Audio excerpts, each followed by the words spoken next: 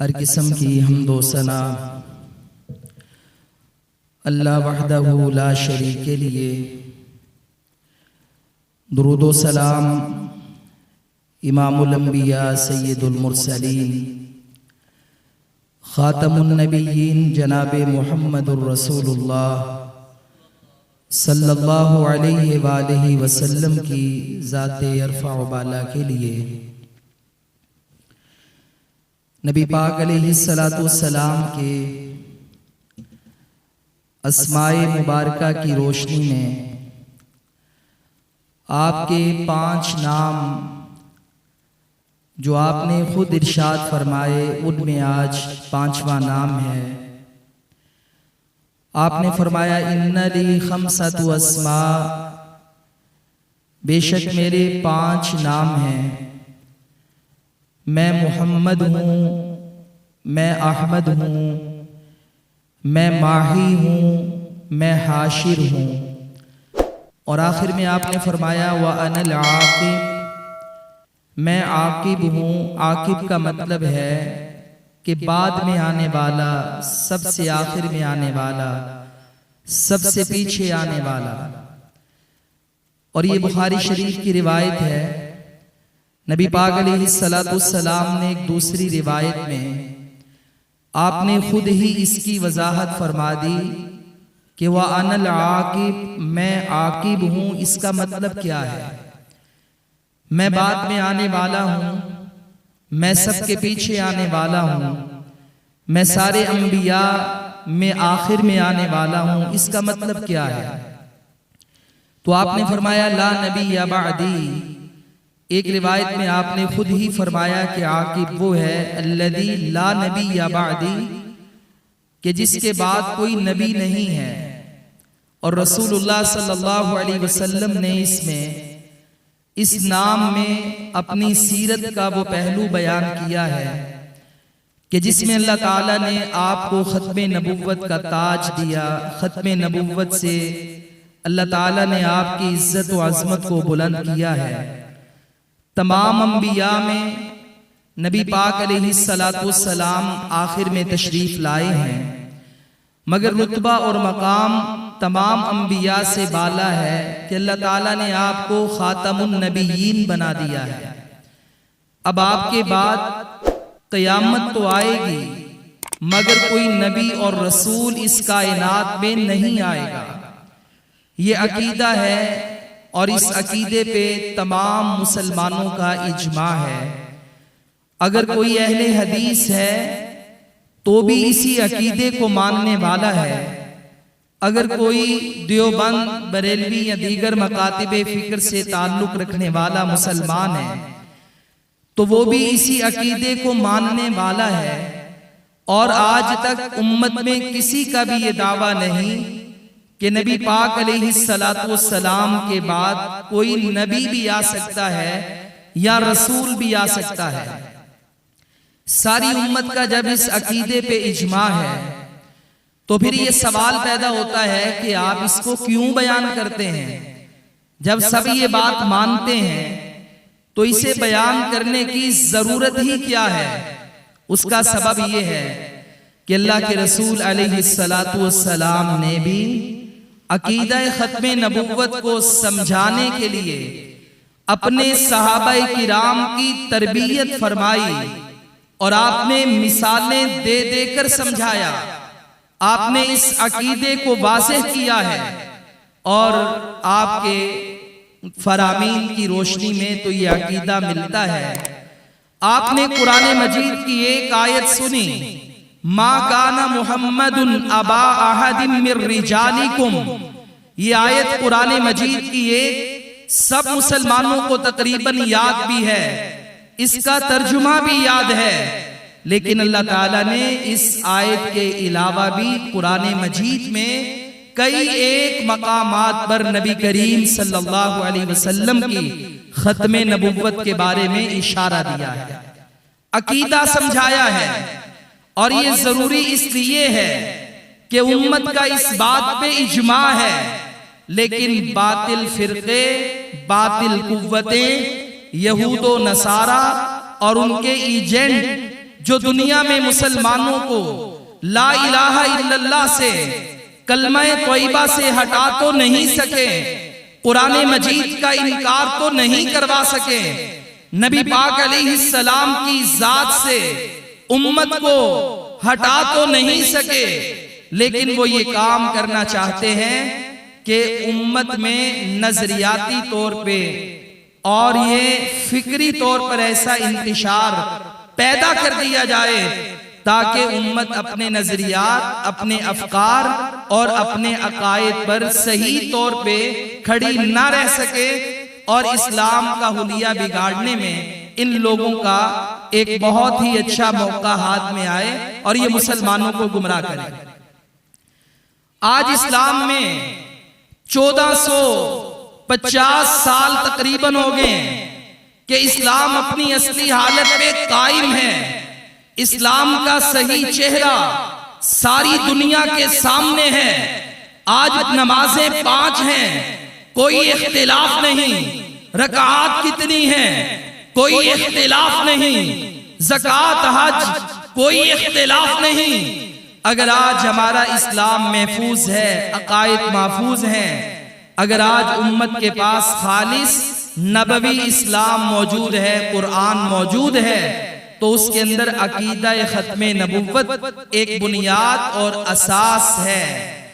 اگر یہ عقیدہ نہ ہوتا، جس کا جو دل چاہتا وہ اسلام پہ کاری وار کرتا، حملے کرتا، مسلمانوں کو گمراہ کرتا، اسلام کا صحیح چہرہ مسخ کرتا، یہی وہ دروازہ ہے کہ جس کو اللہ رب العالمین نے بند کر کے ظاہری طور پر بھی ختم نبوت کا دفاع کیا ہے اور باطنی طور پہ بھی ختم نبوت کا دفاع اللہ رب العالمین نے کیا ہے۔ تو یہ نبی پاک علیہ السلام کا نام ہے۔ فرمایا کہ میں عاقب ہوں، میں بعد میں آنے والا ہوں، میں سب سے آخر میں آنے والا ہوں۔ اب میرے بعد کوئی نبی نہیں آئے گا، کوئی رسول نہیں آئے گا، کوئی شریعت نہیں آئے گی، کوئی کتاب نہیں آئے گی، اور یہ سادہ لو مسلمانوں کو اللہ کے رسول نے پیش گوئی فرما کے پہلے ہی بتا کر کہ دجال کذاب لوگ میری امت میں آئیں گے، نبوت کا دعویٰ کریں گے، لیکن تم یاد رکھنا میں آخری نبی ہوں، اب میرے بعد قیامت کے منتظر رہنا، کسی نبی اور رسول کا انتظار نہ کرنا۔ قرآن مجید کا آغاز ہوتا ہے، اللہ فرماتے ہیں یہ قرآن متقین کے لیے ہدایت ہے۔ یا اللہ متقین کون ہیں؟ اللہ تعالیٰ ان کی صفات بیان کرتے ہیں، الذین یقیمون الصلاۃ ومما رزقناہم ینفقون، یہ نماز قائم کرنے والے جو رب نے ان کو دیا ہے اللہ کے راستے میں خرچ کرنے والے۔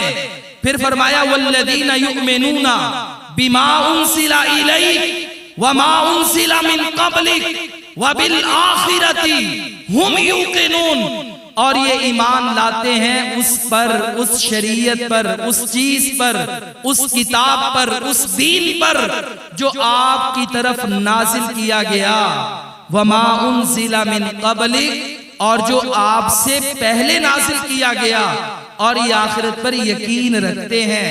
اب اس میں ختم نبوت کا اعلان اور پیغام ہے، راز ہے۔ اللہ کے رسول پہ قرآن اترا، احادیث اتری، اسلام نازل ہوا، تو اللہ نے کہہ دیا ما انزل الیک، جو آپ پہ اترا ہے، آپ سے پہلے بھی نبی اور رسول آئے، ان پر آسمانی کتابیں نازل ہوئیں، تورات نازل ہوئی، انجیل نازل ہوئی، بہت سارے صحائف اترے، لیکن اللہ نے اس کا بھی ذکر کیا وما انزل من قبلک، جو آپ سے پہلے اترا ہے، مسلمان اسے مانتے ہیں۔ اور اگر اللہ کے رسول کے بعد کوئی نبی، رسول، کتاب، شریعت پہ آنا ہوتا، اللہ نے نبی کی بات تو کی ہے، آپ سے پہلے کی بات تو کی ہے، مگر آپ کے بعد کی بات نہیں کی کہ جو آپ کے بعد بھی اترے گا۔ تو اللہ تعالیٰ نے یہاں پر بھی اور سورۃ النساء میں بھی یہ موضوع بیان کر کے ایسی ہی آیت اتار کر پیغام دیا ہے کہ اللہ کے رسول سے پہلے بھی نبی، رسول، انبیاء تھے، شریعتیں آئی تھیں، پھر رسول بنے، آپ پہ بھی قرآن اترا، آپ پہ بھی دین اترا۔ اب اللہ کے نبی کے بعد قیامت ہے، لیکن نہ کوئی شریعت ہے، نہ کتاب ہے، نہ کوئی نبی اور رسول آئے گا۔ اور ایک اور مقام پہ اللہ فرماتے ہیں، یہ بھی سورۃ البقرہ پہلا پارہ ہے، وَلَقَدْ آتَيْنَا مُوسَى الْكِتَابَ، ہم نے موسیٰ کو کتاب دی، وَقَفَّيْنَا مِن بَعْدِهِ بِالرُّسُلِ، اور ہم نے موسیٰ کے بعد پے در پے ایک سلسلہ باندھ دیا، نبی اور رسول آ رہے تھے دنیا میں، اور یہ حضرت موسیٰ علیہ السلام کے بعد رسول لائے۔ عربی زبان میں ایک رسول کو رسول کہتے ہیں، دو کو رسولان کہتے ہیں، دو سے زیادہ کو رسول کہتے ہیں۔ اللہ تعالیٰ نے یہاں پہ جمع کا لفظ استعمال کیا کہ موسیٰ کے بعد کئی رسول آئے۔ وہ کتنے تھے؟ ہزاروں کی تعداد میں ہیں یا سینکڑوں کی تعداد میں؟ چند کے نام ہمیں معلوم ہیں۔ آپ کی زندگی میں ہارون آئے، بعد میں یوشع بن نون آئے، سیدنا داؤد آئے، اور اس کے بعد سلیمان آئے، زکریا آئے، یحییٰ آئے، حضرت عیسیٰ آئے۔ کتنے ہی انبیاء ہیں جو پھر آپ کے بعد آئے۔ اللہ تعالیٰ نے یہ وعدہ پورا کیا، قرآن میں بتا دیا، لیکن جب بات حضرت عیسیٰ کی آئی، انہوں نے کہا میں رسول بن کے آیا ہوں، اے بنی اسرائیل کے لوگوں، میں کتاب لے کر کے آیا ہوں، اس کا کوئی تضاد نہیں ہے، وہ تورات کی تصدیق کرنے والی ہے، اور ایک اور بشارت لے کر کے آیا ہوں، وَمُبَشِّرًا بِرَسُولٍ يَأْتِي مِن بَعْدِي اسمہ احمد، میرے بعد ایک رسول آنے والا ہے جس کا نام احمد ہوگا، میں اس کی بشارت لے کر کے آیا ہوں۔ موسیٰ علیہ السلام کی بات آئی تو اللہ نے کہا رسول لائے۔ حضرت عیسیٰ کی بات آئی تو عیسیٰ اعلان کر کے گئے، لوگوں اب عیسیٰ سیکنڈ لاسٹ پیغمبر ہے، اب اس کے بعد رسول نہیں آئیں گے، بس ایک آئے گا، نام بھی اس کا بتا دیا۔ تو حضرت عیسیٰ اور موسیٰ علیہ السلام کی ان آیات میں بھی اللہ تعالیٰ نے ہزاروں سال سے اس کائنات میں اعلان کروا دیا کہ یہ محمد الرسول اللہ صلی اللہ علیہ وسلم اللہ کے آخری نبی اور آخری رسول ہے۔ یہ تو بات ہے قرآن مجید کی۔ اب ہم احادیث کی بات کرتے ہیں، اور یہ قرآن مجید میں آیت تو آپ نے سنی ہے، ما کان محمد ابا احد من رجالکم ولکن رسول اللہ وخاتم النبیین، کہ محمد صلی اللہ علیہ وسلم کسی بھی تم میں سے کسی بھی مرد کے باپ نہیں ہے، اور وہ کیا ہے؟ ولیکن رسول اللہ، وہ اللہ کے رسول ہیں، وخاتم النبیین، اور وہ نبوت کے دروازے کو بند کرنے والے آخری نبی ہیں، نبیوں کے سلسلے کو ختم کرنے والے ہیں۔ اب آپ کے بعد کوئی نبی اور رسول نہیں آئے گا۔ دنیا میں ایک شک یہ بھی تھا کہ انبیاء کی جو اولادیں تھیں بعض دفعہ وہ بھی نبی بنتے تھے، جیسے حضرت ابراہیم کا بیٹا اسماعیل ہے، اسحاق ہے، اسحاق کا آگے بیٹا یعقوب ہے، یعقوب کا بیٹا یوسف ہے۔ یہ بھی شک ہے دنیا میں کہ بیٹے جو ہیں وہ اپنے باپ کے وارث کہیں نہ کہیں نبوت میں بنے ہیں، جن کو رب نے چنا ہے۔ اللہ کے رسول کا کوئی بیٹا بھی زندہ نہ رہا، ایک تھا لیکن وہ منہ بولا بیٹا تھا جس کا نام زید بن حارثہ تھا۔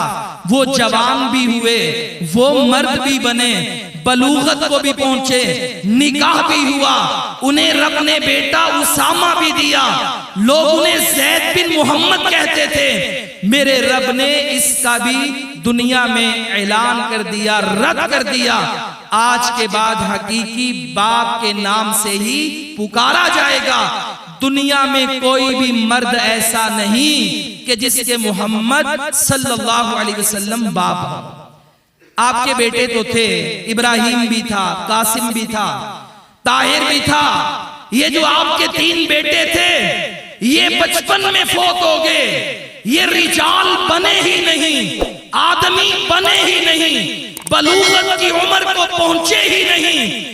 اللہ تعالیٰ نے بیٹے دیے مگر بچپن میں واپس لے لیے، اور پھر میرے رب نے اعلان کر دیا کہ اب تو یہ بھی گنجائش باقی نہیں، کوئی مرد ایسا نہیں کہ جس کے اللہ کے رسول جناب محمد کریم علیہ الصلاۃ والتسلیم باپ ہوں۔ کون ہے آپ؟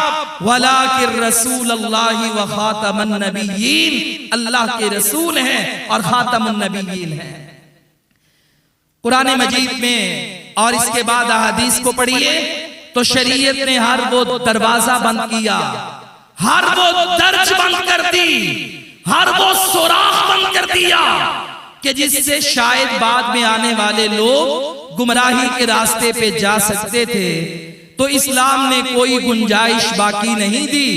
حضرت علی رضی اللہ تعالی عنہ کا یہ واقعہ صحیح ستہ میں موجود ہے، کئی ایک روایات میں موجود ہے، کتب میں موجود ہے۔ نبی پاک علیہ السلام نے تبوک کے موقع پر حضرت علی رضی اللہ تعالی عنہ سے کہا، تعداد بہت زیادہ ہے، 30,000 کا لشکر تو اللہ کے رسول اپنے ساتھ لے کر جا رہے ہیں۔ فتح مکہ کے بعد 9 ہجری کا زمانہ، بڑے بڑے گروہ مسلمان ہو چکے ہیں، اب 30,000 کا لشکر صرف اللہ کے رسول کے ساتھ ہے۔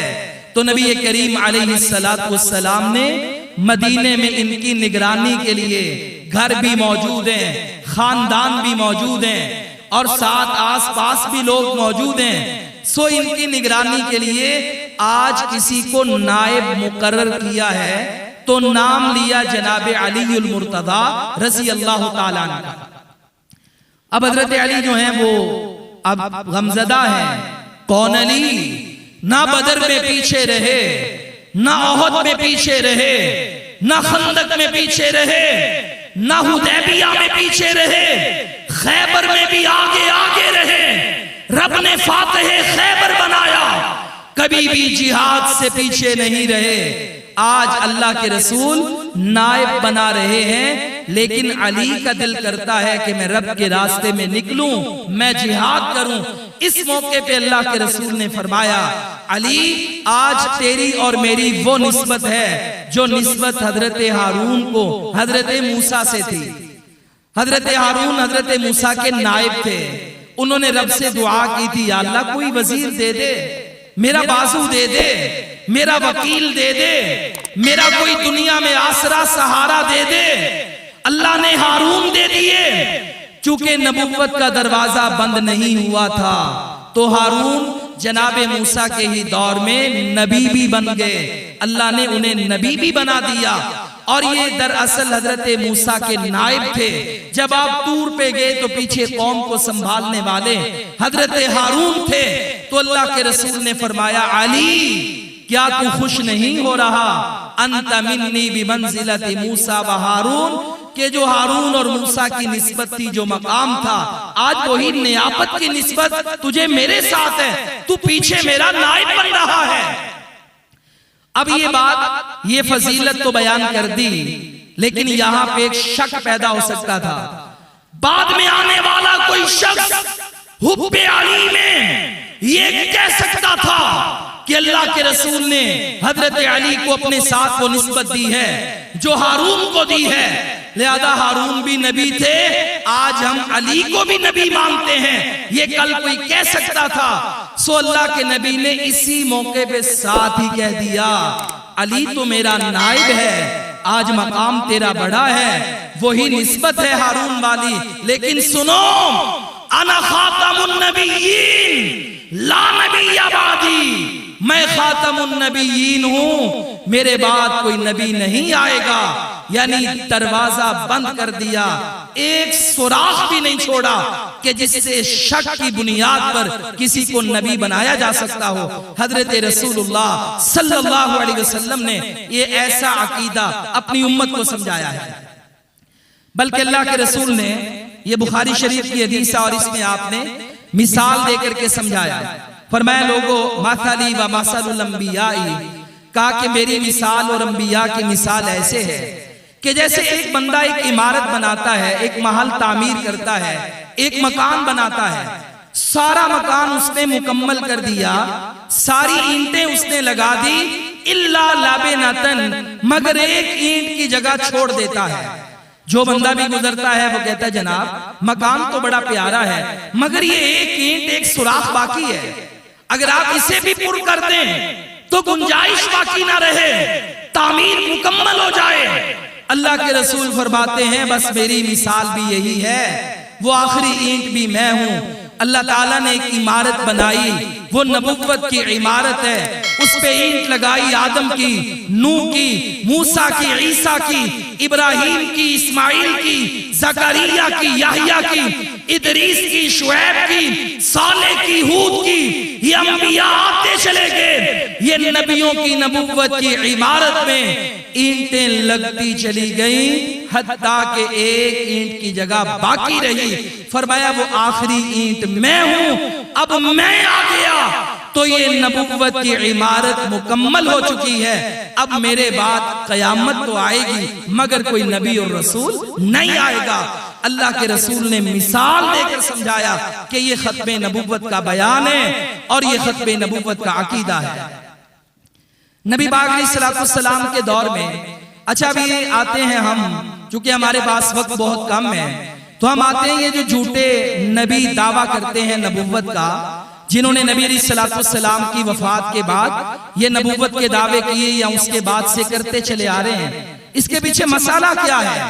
ان لوگوں نے یہ سمجھا کہ شاید کہ یہ جو نبوت ہے یہ موروثی چیز ہے، کہ جیسے وراثت میں کوئی چیز تقسیم ہوتی ہے ایسے نبوت بھی وراثت میں ملتی ہے، یا ان لوگوں نے یہ سمجھ لیا کہ شاید یہ نبوت کسبی چیز ہے کہ آپ محنت کرو، پیسہ لگاؤ، دولت لگاؤ، جیسے نوٹوں سے، ووٹوں سے آپ سردار بن سکتے ہو، آپ بادشاہ بن سکتے ہو، آپ پی ایم سی ایم بن سکتے ہو، M P A M N A بن سکتے ہو، شاید نبوت کا مقام اور منصب بھی ایسا ہی ہے کہ محنت کر کے کوشش کر کے اس کو حاصل کیا جا سکتا ہے۔ یہ لوگوں کی غلط فہمی تھی، جبکہ قرآن ہمیں کہتا ہے جا بجا مقام پہ اِنَّا أَرْسَلْنَاكَ، کئی ایک مقام پہ رب نے نبیوں رسولوں کی بات کی یا آمینہ کے لال کی بات کی، تو وہاں پہ یہ نہیں کہا کہ آپ رسول بن کے آئے ہیں، آپ نے نبوت کا اعلان کیا ہے۔ جب بھی رب نے یہ پیغام سنایا ہے تو کہا ہے اِنَّا أَرْسَلْنَاكَ، یہ رسول بھیجے تو ہم نے آپ کو بھی رسول بنا کر اگر بھیجا ہے تو ہم نے بھیجا ہے۔ یہ نسبت اللہ تعالیٰ نے اپنی طرف کی ہے۔ سمجھایا کہ غلط فہمی سے نکل جاؤ، کوئی بندہ بھی یہ مقام حاصل نہیں کر سکتا، یہ نبوت کی سلیکشن جو ہے یہ اللہ کی ہے۔ اللہ تعالیٰ جسے چاہے نبی بنا دے، اللہ تعالیٰ جسے چاہے رسول بنا دے، اور اس نے بنائے۔ اب اس نے ہی اعلان کر دیا ہے کہ آمینہ کے لال کے آنے کے بعد اب یہ نبوت کا دروازہ بند ہو گیا ہے، اب کوئی نبی اور کوئی رسول نہیں آئے۔ یہ بخاری شریف کی 2 روایات ہیں۔ نبی کریم صلی اللہ علیہ وآلہ وسلم آپ نے اپنے صحابہ کو کہ جب گروہ در گروہ لوگ دین میں داخل ہو رہے تھے، مدینے میں سینکڑوں ہزاروں کی تعداد میں لوگ آ رہے تھے، مکہ فتح ہونے کے بعد اب ایک ایک بندے کو اللہ کے رسول پڑھا نہیں سکتے تھے، دین سکھا نہیں سکتے تھے، تو آپ نے اپنے صحابہ کی ڈیوٹیز لگا دی، وہ ان گروہوں کو ڈیل کر رہے تھے۔ تو یہ مسیلمہ کذاب، یہ جھوٹا جو بعد میں نبی بنا، یہ بھی اس گروپ میں آیا ہوا تھا۔ یہ آیا اور کہنے لگا حضرت ثابت بن قیس بن شماس سے، یہ جو اللہ کے رسول کے خطیب تھے اور لوگوں کو واعظ کرتے تھے، خطیب رسول کا لقب تھا، اسے کہنے لگا کہ میرا ایک مسئلہ ہے، میں بھی اور ہزاروں کی تعداد میں ہمارے قبیلے کے لوگ ہیں، یہ سارے کلمہ پڑھ کے مسلمان ہو جائیں گے، کچھ وفد میرے ساتھ بھی آیا ہے، شرط ہے میری ایک۔ انہوں نے کہا کیا شرط؟ کہتا ہے اپنے نبی سے کہو کہ مجھے نبوت میں اپنا وارث بنا دیں، کہ جب وہ دنیا سے جائیں گے تو ان کا وارث میں ہوں گا، نبی میں ہوں گا۔ جب یہ بات حضرت ثابت بن قیس نے سنی تو آپ نے کہا آؤ میں تجھے اللہ کے رسول سے ملواتا ہوں۔ انہوں نے اللہ کے رسول کو یہ بات بتائی تو اللہ کے رسول آئے، اور فرماتے ہیں صحابی کے اللہ کے نبی کے ہاتھ میں ایک چھڑی تھی. چھڑی کی کیا حیثیت ہوتی ہے؟ ایک لکڑی کی ٹہنی درخت پہ لگی ہوتی ہے، پتوں سے جھڑتی ہے، زمین پہ گرتی ہے، کیا اوقات ہے اس کی؟ میرے نبی کے ہاتھ میں یہ تھی. آپ نے اس سے بات سنی اور مسیلمہ سے کہا اللہ کی قسم تو نبوت کی بات کرتا ہے، تو اگر مجھے کہے کہ اس ٹہنی کا وارث بنا دو، میں اللہ کی قسم اٹھا کر کہتا ہوں میں تجھے اپنے بعد اس ٹہنی کا وارث بھی نہیں بنا سکتا. تو نبوت کی بات کرتا ہے اور مجھے لگتا ہے تو میرے خواب کی تعبیر ہے، تو میرے خواب کی تعبیر ہے. اب یہ خواب کیا ہے؟ اسے بھی امام بخاری لے کر کے آئے. حضرت ابو ہریرہ اس حدیث کے راوی ہیں. نبی پاک علیہ السلام کا یہ معمول تھا کہ آپ کو جو رات کو یہ خواب آتے، خواب بھی نبوت تھے. میرے نبی فجر کے بعد اپنے خواب سناتے، اس کی تعبیر کرتے، صحابہ سے خواب سنتے، اس کی تعبیر کرتے. ایک دن آپ نے فرمایا میں نے رات کو خواب میں دیکھا کہ میرے ہاتھ میں سونے کے کنگن ہیں، سونے کے کڑے ہیں. میں گھبرا گیا، پریشان ہو گیا. ایک پریشانی اس بات کی کہ اللہ نے سونا مرد پہ حرام کیا ہے، اور ایک پریشانی یہ کہ میں رب کا پیغمبر ہوں اور یہ دنیا کا مال میرے ہاتھ میں. کہا پھر مجھے حکم دیا گیا، میں نے جب اس پہ پھونک ماری تو وہ ریزہ ریزہ ہو کر ہوا میں تحلیل ہو گئے، ان کا نام و نشان مٹ گیا. صحابہ نے کہا اللہ کے رسول یہ بتائیے کہ یہ کڑے اس سے مراد کیا ہے؟ فرمایا اس سے مراد یہ ہے کہ میرے بعد 2 جھوٹے نبوت کے دعوے دار اٹھیں گے لیکن ریزہ ریزہ کر دیے جائیں گے اللہ کے رسول کے آخری دنوں میں. اور آپ کے دنیا سے جانے کے بعد یہ مسیلمہ کذاب فتنہ ارتداد لے کر اٹھتا ہے، لوگوں کو مرتد کرتا ہے اور یہ نبوت کا دعویٰ کرتا ہے. ایک عورت سجادی کھڑی ہو گئی، دونوں نے آپس میں نکاح کر لیا. اس نے کہا تو مجھے حق مہر کیا دیتا ہے؟ مسیلمہ کہنے لگا میں بھی اللہ کا نبی، تو بھی اللہ کی نبی یا معاذ اللہ. حالانکہ رب نے کسی عورت کو آج تک نبوت کا تاج دیا ہی نہیں. کہا ایسے کرتے ہیں عشاء اور فجر کی نماز اپنے امتیوں کے لیے معاف کر دیتے ہیں، لہذا انہوں نے حق مہر میں نماز معاف کر دی. قربان جائیں جب امت پہ فتنے بارش کی قطروں کی طرح، بارش کی قطار کی طرح گر رہے تھے، تب صدیق اکبر کھڑے ہوئے اور ان جھوٹے مدعیان نبوت کے خلاف جہاد کیا. یہ مسیلمہ تو مارا گیا، سجاد توبہ تائب ہو گئی، کلمہ پڑھ کے دوبارہ مسلمان ہو گئی. اس طرح اللہ کے رسول علیہ السلام کے صحابہ نے جہاد کر کے یہ منکرین ختم نبوت اور مدعیان ختم نبوت جنہوں نے خود نبوت کے دعوے کیے یا ختم نبوت کو توڑنے کی کوشش کی، ان کے خلاف تلوار کے ذریعے جہاد کیا اور عقیدہ ختم نبوت کا دفاع کیا. یہ صحابہ کرام میں سالار اول جناب صدیق اکبر رضی اللہ تعالی عنہ ہے. اور آئیے یہ جو آج کا ہمارا دور ہے اور اس میں ایک رسالہ ہے چھوٹا سا، اس کا نام ہے استقامت. یہ 52-56 تقریباً صفحے ہیں اس کے. اگر آپ کبھی گوگل پہ لکھیں جو پڑھنے کا شوق رکھتے ہیں وہ پڑھ لیں. سید سلیمان منصور پوری رحمہ اللہ کا رسالہ ہے. اور یہ ایک بندے نے عیسائیت سے اور ہندو مت سے متاثر ہو کر چند سوال مولانا کو لکھے تھے. انہوں نے آدھے پونے گھنٹے میں اس کا جواب لکھا تھا. اس نے ایک سوال یہ بھی کیا تھا کہ بائبل میں ابدیت کا باپ یعنی جس کی ہمیشہ نبوت چلے گی وہ بیان کیا گیا ہے، اس سے مراد کون ہے؟ تو مولانا نے جواب دیا کہ اس سے مراد حضرت عیسیٰ کی بشارت ہے اور مراد محمد الرسول اللہ صلی اللہ علیہ وسلم. انہوں نے کہا میں آپ کو ایک عقلی دلیل دوں، عقلی دلیل لوجیکل. بھلا کیا؟ کہنے لگے دیکھو یہودیوں میں ہزاروں سال سے پیغمبر آتے تھے، قرآن بھی کہتا ہے بنی اسرائیل سے ہزاروں نبی آئے. کہتے ہیں یہودیوں میں نبی آتے تھے، لوگ انہیں مانتے تھے، پھر وہ اپنا وقت پورا کر کے چلے جاتے تھے. لیکن جناب محمد الرسول اللہ صلی اللہ علیہ وسلم کی نبوت کے اعلان کے بعد آج تک یہودیوں میں کسی نے نبوت کا دعویٰ نہیں کیا. اگر کسی نے کیا ہے چند مثالیں ملتی بھی ہیں تو یہودیوں نے خود ہی اس کو نبی ماننے سے انکار کر دیا ہے، انہوں نے اس کو مانا ہی نہیں۔ ایک دلیل کہا اسی طرح عیسائیوں میں بھی حضرت عیسیٰ آئے اور یحییٰ تھے، زکریا تھے اس بستی میں، تو جناب عیسیٰ کو اللہ تعالیٰ نے نبوت عطا کی۔ کہتے ہیں تب سے لے کر نبی پاک علیہ السلام تک وہ حضرت عیسیٰ کو نبی مانتے تھے۔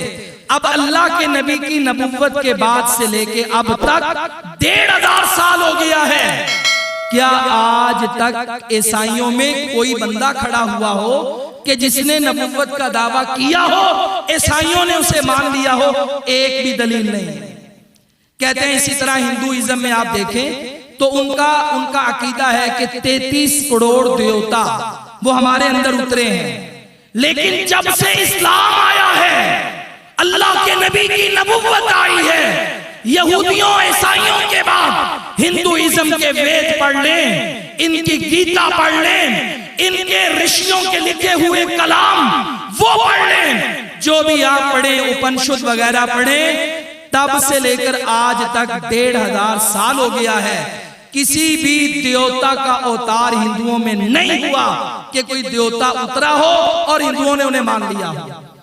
اسی طرح زرتشت مذہب اٹھائیں تو مولانا نے تمام مذاہب کی یہ مثالیں دے کر بتایا کہ ان کے اندر اللہ کے نبی آتے رہے، وَلِكُلِّ قَوْمٍ هَادٍ، اللہ کہتا ہے کوئی قوم کائنات میں ایسی نہیں کہ جس میں ہم نے ہادی نہ بھیجا ہو، پیشوا نہ بھیجا ہو، رہنما نہ بھیجا ہو، پیغمبر نہ بھیجا ہو۔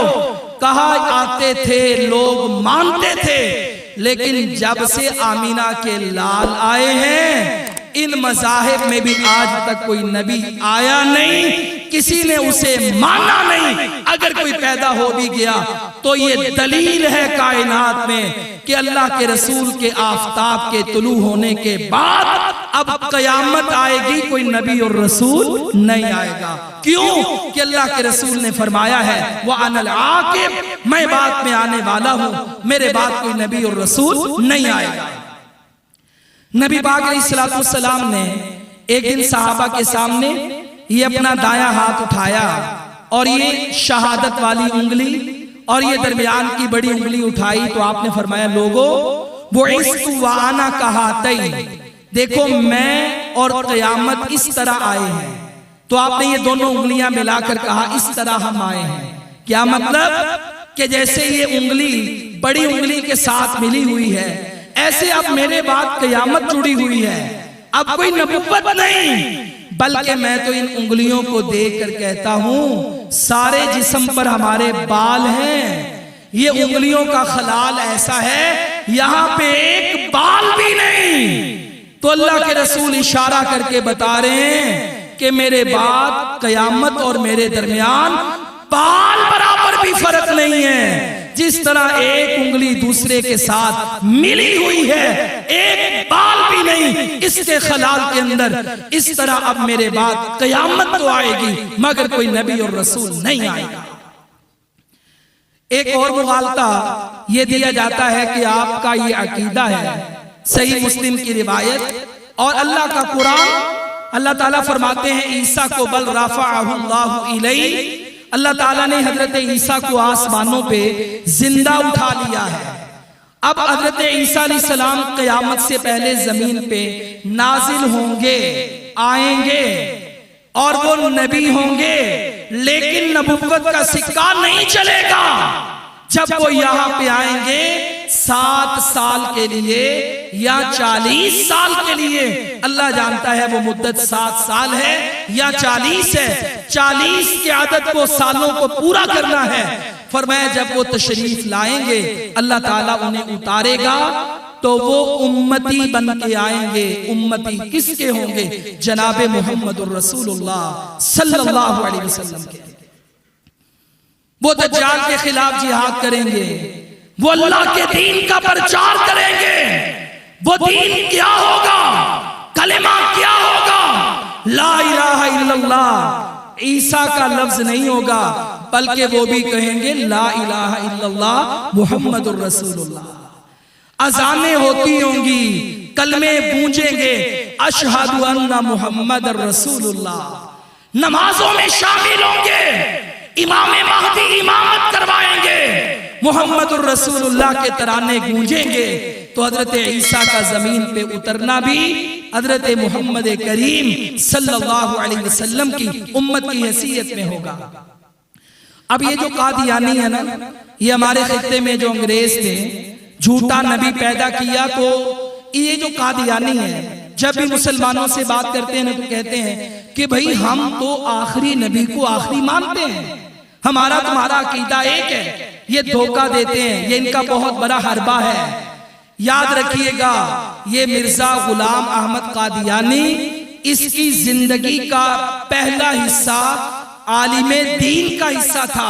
یہ مسلمان تھا، مسلمان گھرانے میں پیدا ہوا، ایک عالم بنا، اسلام کی حقانیت کے لیے حنفی مذہب اپنایا، دلائل دیا کرتا تھا، مناظرے کیا کرتا تھا۔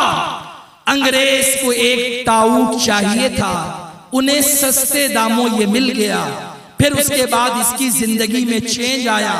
اس کا پھر ایک وہ حصہ تھا کہ جس میں یہ چھوٹے چھوٹے دعوے کرتا تھا، کہتا تھا یہ جو اللہ نے مسیح کا وعدہ کیا نا، مسیح علیہ السلام نے آنا ہے، وہ مسیح میں ہوں، آج کے بعد وہ میں ہوں۔ کبھی کہتا تھا میں مریم ہوں، کبھی کہتا تھا میں مسیح موعود ہوں، چھوٹے چھوٹے دعوے۔ کبھی کہتا تھا میں مجدد ہوں۔ 8-10 سال یہ چھوٹے چھوٹے دعوے کرتا تھا۔ تو بڑے علماء جو اہل الحدیث مکتبہ فکر کے تھے، ان میں مولانا محمد حسین بٹالوی اور دیگر ہیں جنہوں نے اس فتنے کو بھانپ لیا، اور 500 علماء ہند، ان میں دیوبند، بریلوی، اہل حدیث، سارے مسالک شامل تھے، سب سے لکھا، سب کو فتویٰ دیا، کہا کہ لکھ کر دو یہ بندہ کافر اور مرتد ہے، یہ جس ٹریک پہ چل پڑا ہے اس کی منزل نبوت کا دعویٰ ہے۔ 1901 میں 1908 میں یہ مرا، 7 سال پہلے پھر کھل کر یہ نبوت کا دعوے دار بن گیا۔ پھر یہ اپنے آپ کو نبی کہتا تھا، پھر یہ کہتا تھا کہ جو مدینے میں نبی ہیں محمد کریم صلی اللہ علیہ وسلم، ان سے بھی زیادہ عظمت والا میں ہوں۔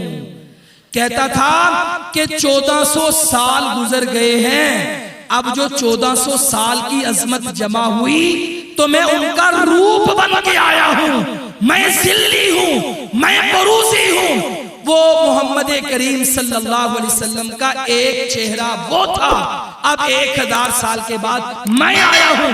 اس طرح یہ لوگوں کو دھوکہ دیتا تھا۔ لہذا جب بھی کبھی کوئی قادیانی سے واسطہ پڑے اور وہ کہے کہ مرزا جو ہے ہم تو ختم نبوت کا وہی عقیدہ رکھتے ہیں جو تمہارا عقیدہ ہے، اسے کہنا ہمیں دھوکہ نہ دے، بس ہمیں ایک جملہ سنا دے، پھر تیرے اسلام پہ یقین کریں گے۔ تو یہ بتا کہ مرزا غلام احمد قادیانی کو کیا کہتا ہے؟ اگر اسے کذاب کہتا ہے، دجال کہتا ہے، جھوٹا کہتا ہے تو تو مسلمان ہے۔ اگر تو تعویلیں کرتا ہے، توریہ کرتا ہے، دھوکہ دیتا ہے، پھر تیرے بھی ارتداد میں کوئی شک نہیں۔ ختم نبوت کا عقیدہ یہی ہے، کوئی کسی بھی انداز میں نبوت کا دعویٰ کرے وہ جھوٹا ہے، وہ دجال ہے، وہ کذاب ہے، اور وہ انہی میں شامل ہوگا کہ جس کے بارے میں رسول اللہ صلی اللہ علیہ وسلم نے فرمایا تھا قیامت اس وقت تک قائم نہیں ہوگی کہ جب تک 30 دھوکہ دینے والے اور جھوٹ بولنے والے لوگ نبوت کا دعویٰ نہ کریں۔ کلہم یزعم انہ نبی، ہر بندہ یہ ان میں سے کہے گا کہ میں اللہ کا نبی ہوں، مگر رسول اللہ صلی اللہ علیہ وسلم نے فرما دیا کہ میرے بعد انا خاتم النبیین لا نبی بعدی، میرے بعد کوئی نبی نہیں آئے گا۔ اور آخری بات کہ حضرت اسماء بنت ابی بکر، آپ کے بیٹے کا نام تھا عبداللہ بن زبیر، یہ اللہ کے رسول کے پھپھو کے بیٹے زبیر کے بیٹے تھے، اللہ کے رسول کے بھتیجے تھے، ابو بکر صدیق کے نواسے تھے، سیدہ عائشہ کے بھانجے تھے، اسماء بنت ابی بکر کے بیٹے تھے۔ حجاج بن یوسف کے زمانے میں یہ مسلمانوں کا وہ حکمران تھا کہ جس کے کارنامے بھی بڑے ہیں مگر اس کے مظالم بھی بڑے ہیں۔ اس نے عبداللہ بن زبیر کو مکہ میں سولی پہ چڑھا دیا۔ جب آپ کو چڑھایا اور آپ شہید ہو گئے، کہتا جاؤ اس کی بوڑھی ماں کو بلا کر لاؤ، اسے کہو آج آ کے اپنا بیٹا دیکھو۔ تو اسماء بنت ابی بکر بہت بوڑھی تھی. بہرحال قصہ لمبا ہے، وہ آ گئی. انہوں نے آ کر اپنے لٹکے ہوئے بیٹے کو دیکھا. صحیح مسلم کی یہ روایت ہے. حجاج نے کہا بتاؤ پھر کیسا کیا میں نے؟ تو اسماء نے کہا پہلی بات تو یہ تو نے اس کی دنیا برباد کی ہے اور وہ تیری آخرت برباد کر گیا ہے. تو دنیا میں مار کے یہ سمجھتا ہے کہ بس میں کامیاب ہو گیا.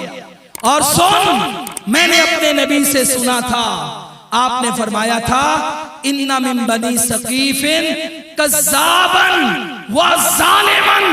بنی ثقیف قبیلے سے ایک جھوٹا پیدا ہوگا، وہ ثقفی، وہ پیدا ہو گیا نبوت کا دعوے دار. اسے نمٹ لیا ابو بکر صدیق نے. کہا کہ ایک کو بشارت ہم نے اپنی آنکھوں سے دیکھ لی تھی، جھوٹا نبی پیدا ہو گیا. ظالم کا انتظار تھا، وہ تو آ گیا. آج تو نے جو ظلم ڈھایا ہے. تو بہرحال اس روایت سے یہ بات پتہ چلتی ہے کہ اللہ کے رسول نے جو فرمایا تھا وہ سچ تھا، وہ حق تھا، اس بات میں کوئی شک نہیں. لہذا ہمیں اس عقیدے کو سمجھنا چاہیے. وآخر دعوانا ان الحمدللہ.